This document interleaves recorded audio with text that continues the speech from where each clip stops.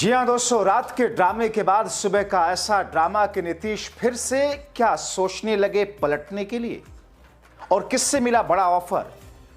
लेकिन इन तमाम चीजों के बीच में ओवैसी ने कौन सा दांव खेल दिया। स्वागत है आप सभी का। आप देख रहे हैं द राजनीति का विशेष सेगमेंट खबर और विश्लेषण। मैं हूं जब्बार खान। दोस्तों, क्या बिहार में वाकई एनडीए में जेडीयू और बीजेपी के बीच में सब कुछ ठीक नहीं है? आखिर असदुद्दीन ओवैसी के एक बयान को लेकर के जो शंकाएं जाहिर की जा रही थी राजनीतिक पंडितों की तरफ से, अब यह क्यों कहा जाने लगा कि दरअसल नीतीश के सामने उनके रास्ते को हमवार करने के लिए, आगे की प्लानिंग के लिए एक रणनीति है इंडिया गठबंधन की तरफ से। और इस बीच में ओवैसी को अपनी पार्टी के विधायकों के टूटने का डर क्यों सताने लगा? आखिर बिहार की नई सरकार के पहले ही हफ्ते में, यानी कि शपथ ग्रहण के तीसरे चौथे ही दिन, ऐसी कौन सी नई स्ट्रैटेजी और स्थिति पैदा हो गई, उत्पन्न हो गई, जिसने सब कुछ उथल पुथल करके रख दिया और नीतीश कुमार एक अलग तरीके से अब सोचने पर मजबूर हो गए। दोस्तों, दरअसल एक बयान सामने आया, एक बयान ऐसा सामने आया जिस बयान के दो मायने इस वक्त राजनीतिक गलियारों में निकाले जा रहे हैं। मगर जो दूसरा मायना निकाला जा रहा है वो ये साफ साफ कहता है कि साहब, अब कहीं ना कहीं किसी न किसी अंदाज में नीतीश कुमार के लिए सामने की तरफ से एक अलग तरह की प्लानिंग तैयार करके उनको दी जा रही है, क्योंकि नई सरकार के शुरुआत में ही नीतीश के सामने कई सारी ऐसी स्थितियां उत्पन्न हुई हैं जिससे नीतीश सहज नहीं है। दोस्तों, आपको एक एक करके विस्तार से बताएंगे, मगर एक बयान इस बीच में असदुद्दीन ओवैसी का आया कि नीतीश कुमार को समर्थन देंगे कुछ शर्तों की बुनियाद पर। लेकिन इसके साथ ही उन्होंने जो शर्त रखी, उन्होंने उसमें मुस्लिम बहुल इलाके सीमांचल को लेकर के उसके हक दिलाने की बात कही। दशकों से उपेक्षा का शिकार रहा है सीमांचल इलाका। वो कहते हैं कि हम नीतीश कुमार की सरकार को समर्थन देने को राजी हैं। सीमांचल को उसका न्याय मिले, उसका हक मिले। सिर्फ पटना और राजगीर तक विकास सीमित ना रहे। सीमांचल के इलाके पलायन, भ्रष्टाचार समेत मूलभूत समस्याओं से जुटे। मगर इस बीच में ओवैसी को क्या अपने विधायकों को फिर से टूटने का खतरा मंडराने लगा?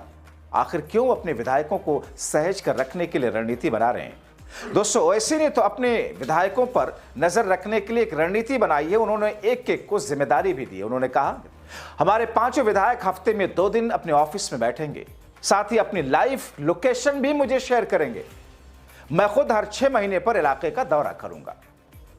यानी कि ओवैसी को कुछ तो आहट है कि नीतीश खुश नहीं है, इसलिए अभी से वो नीतीश के रास्ते को, जो उखड़ खाबड़ उस रास्ते हैं, उसमें पत्थर हैं, कांटे हैं, उसको हमवार करने की कोशिश कर रहे हैं। भले नीतीश के बयान के कुछ लोग एनडीए सरकार की नीतीश सरकार को समर्थन के मायने निकाल रहे हो, मगर उसके पीछे के मायने को अगर कोई एनडीए के समर्थन के लिए निकाल रहा है तो फिर इसमें तो ओवैसी ही फंसते दिखेंगे। कैसे, वो आपको आगे बताता हूं। मगर आपको बताएं कि सरकार के 2 दिन में नीतीश का मन एनडीए से खट्टा कैसे हो रहा है, ये संकेत ओवैसी को मिल चुका है। इसीलिए ओवैसी ने अभी से एक भूमिका रखी और नीतीश की मुश्किल को आसान कर दिया। जाहिर तौर पर दोस्तों, राजनीति में कब क्या हो जाए कुछ भी नहीं कहा जा सकता। राजनीति अप्रत्याशित फैसलों, राजनीति अप्रत्याशित स्थितियों के उत्पन्न हो जाने का भी एक खेल माना जाता है। खासतौर पर नीतीश कुमार के इर्द गिर्द की राजनीति को अगर देखा जाए, या फिर यहां सिर्फ 2+2 4 ही नहीं होते, 2 मिलकर के 2 और 2 मिलकर के 44 भी होते हैं। इसीलिए दोस्तों, राजनीति में जो कुछ चीजें हैं, जो गुणागणित है, इसीलिए कहा जाता है कि गुणागणित से इधर केमिस्ट्री भी बहुत मायने रखती है। और अगर 2 अलग अलग धुरी के लोगों की केमिस्ट्री अचानक मिल गई तो फिर उसका नतीजा क्या होता है, आपने कई बार इसे देश के अंदर देखा है। दोस्तों, आपको जल्दी से यहां बताऊं कि अगर वैसी सही है तो फिर नीतीश की नई सरकार का क्या गणित होगा। सबसे पहले आंकड़े आपको दिखा देते हैं। दोस्तों, अभी एनडीए में आप देख रहे हैं कि 202 सीटें हैं, मतलब बहुमत से 80 ज्यादा। मगर नीतीश के अलग होने से बहुमत से 5 कम पर खिसक जाएगी नीतीश के बिना एनडीए। तो फिर दूसरी तरफ इंडिया गठबंधन का आंकड़ा कुछ इस तरीके से होगा। मान लीजिए जेडीयू मिल जाती है, जेडीयू के पास है 85 सीटें, इंडिया गठबंधन के पास है 35 सीटें, ओवैसी की 5 सीटें मिलाकर के हो जाता है 125 सीटें, यानी कि बहुमत से 3 ज्यादा। और अगर बीएसपी मिल जाए तो 4 ज़्यादा। तो फिर क्या यह संभव है दोस्तों मैं यहां पर बहुत क्लियर करूं कि मेरे हिसाब से फिलहाल ये मुश्किल लग रहा, मगर ओवैसी के बयान के मायने निकालने पर लगता है कि यह संभव है और आसान भी है।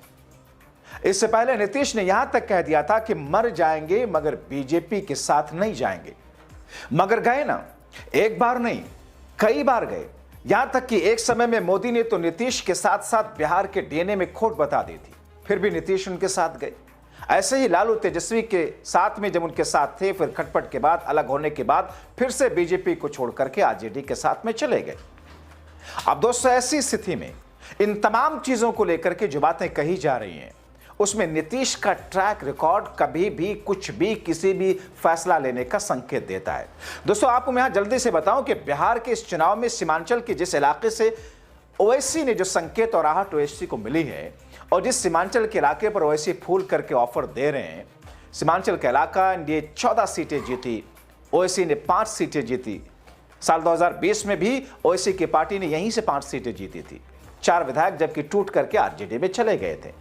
एक बात तो तय है कि इस बार ओवैसी की पार्टी के विधायक टूटेंगे नहीं, ऐसा ओवैसी को लग रहा है, लेकिन ऐसा नहीं हो सकता है, ये पत्थर की लकीर नहीं है।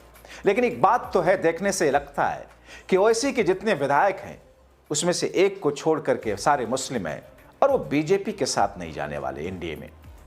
तो फिर बिहार के इस चुनाव में, इस बार के चुनाव में दोस्तों दरअसल ये भी तय हो गया कि सीमांचल के ये इलाके जो उनकी पार्टी पर कितना भरोसा करते हैं, उनकी पार्टी ने यहां 5 सीटों पर अपने उम्मीदवार जिताए।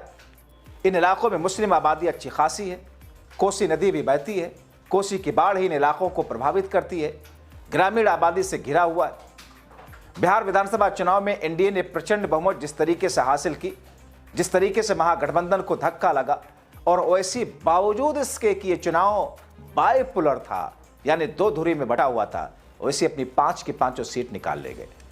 दोस्तों जिस तरीके से मोदी शाह ने नीतीश या उनकी पार्टी से सारे विभाग इस बीच में लेकर के अपनी पार्टी को दिया है, उसे राजनीतिक पंडित नीतीश की नाराजगी के कयास लगा रहे हैं। और ओवैसी को आखिर किससे यह संकेत और आहट मिला कि अभी से उन्होंने ऐसे बयान देने शुरू कर दिए जिसकी उस पूरी स्क्रिप्ट के नीचे, उसकी बुनियाद में आगे आने वाली एक तस्वीर छिपी हुई है। वो चाहे 6 महीने बाद हो, साल भर बाद हो, 1.5 साल बाद हो या 2 साल बाद, मगर होगा जरूर दोस्तों, ये आप नोट कर लीजिए। और दरअसल जो लोग इस बात के संकेत दे रहे हैं, ये वो लोग हैं जिनका रसूख नीतीश के यहां सीधे है, क्योंकि मंत्रालय के बंटवारे में अगर देखा जाए तो नीतीश को बिना ताज के किंग बना दिया गया। नीतीश के पास सिर्फ सामान्य प्रशासन, कैबिनेट सचिवालय, छोटे मोटे कुछ विभाग रहे। जेडीयू कोटे से बड़े विभाग सारे छीन लिए गए। पार्टी के अंदर एक असंतोष है, एक नाराजगी है, लेकिन चूंकि बहुत शुरुआती मामला है इसलिए कोई भी इस पर खुल करके बोल नहीं रहा, ना ही बोलना चाहता है। तो ऐसी स्थिति में जो अब इस बीच में जो कुछ कहा गया आईएम की तरफ से और उसमें ओवैसी की तरफ से, जाहिर तौर पर यह पब्लिकली खुलेआम नीतीश के लिए एक तरीके से आगे के रास्ते को हमवार करने के लिए कहा जा सकता है, लेकिन इसके इतर पर्दे के पीछे भी कई सारी स्क्रिप्ट लिखी जा रही हैं। हालांकि दोस्तों राजनीति में बहुत सारी चीजें कही नहीं जाती, उनको सिर्फ संकेतों से समझा जाता है। और इसीलिए नीतीश के ऐसे कोई मैसेज जिसे ओवैसी तक पहुंचने की बात कही जा रही है, उन्होंने मैसेज के बाद समझा या वो संकेत के बाद ही ये ऑफर दे रहे हैं। इससे पहले भी बिहार विधानसभा चुनाव के जब नतीजे आए थे, उसके बाद बिहार एआईएम ने बाकायदा ट्वीट करके कहा था कि आ जाए नीतीश कुमार, गठबंधन में सरकार बनाते हैं। लेकिन उस वक्त एआईएम ने मुख्यमंत्री का पद मांगा था और ये कहा था कि 2029 के चुनाव में नीतीश को हम सब मिलकर प्रधानमंत्री का उम्मीदवार बनाएंगे। लेकिन दोस्तों ये राजनीति है, राजनीति में कई बार वोटर टेस्टिंग के लिए बहुत सारी चीजें कहलवाई जाती हैं, बुलवाई जाती हैं। जैसे आप देखें, एक वक्त था जब मोदी ये कहते थे हम मुसलमानों के एक हाथ में कुरान, एक हाथ में कंप्यूटर देखना चाहते हैं, सबका साथ, सबका विकास, सबका विश्वास। मगर वोटर टेस्टिंग के लिए जमीन पर अपने छुटभइये नेताओं से या जहरीले नेताओं से किस किस्म की भाषा का प्रयोग कराते रहे, इस देश ने देखा है। इसीलिए जागते रहिए, जागरूक रहिए, अपनी आवाज उठाइए। जागरूक रहना आपके लिए, आपके बच्चों के भविष्य के लिए जरूरी है। बहुत शुक्रिया।